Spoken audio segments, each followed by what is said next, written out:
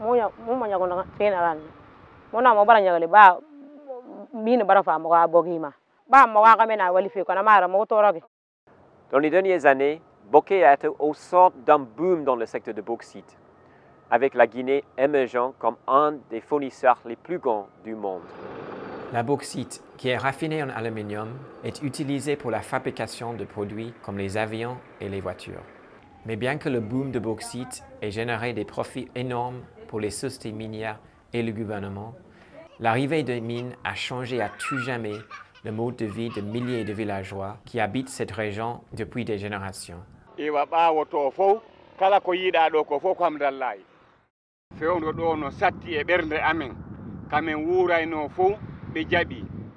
Les activités minières ont détruit les champs, coupé les sources d'eau et ont couvert les maisons et les cultures de poussière.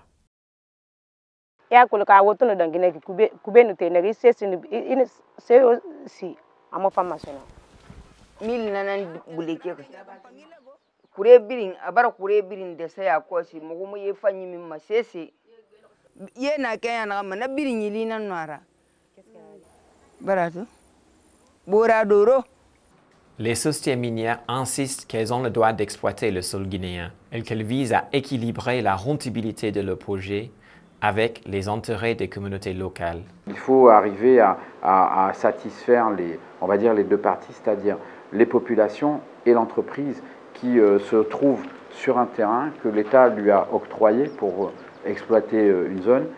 Mais bien que la loi guinéenne exige que les entreprises protègent les communautés, la détermination du gouvernement guinéen à attirer rapidement les investissements étrangers signifie que les intérêts des communautés sont souvent relégués au second plan. Il faudrait que nous soyons très clairs, nous sommes un pays pauvre. Nous constatons que la société minière ne respecte pas les mesures environnementales et sociales qu'il faut.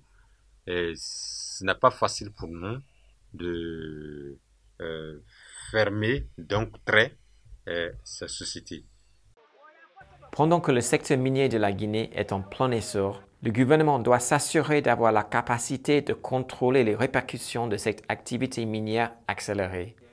Sinon, loin d'être une solution au développement de la Guinée, le secteur minier restera une menace au mode de vie et moyens d'existence des communautés locales.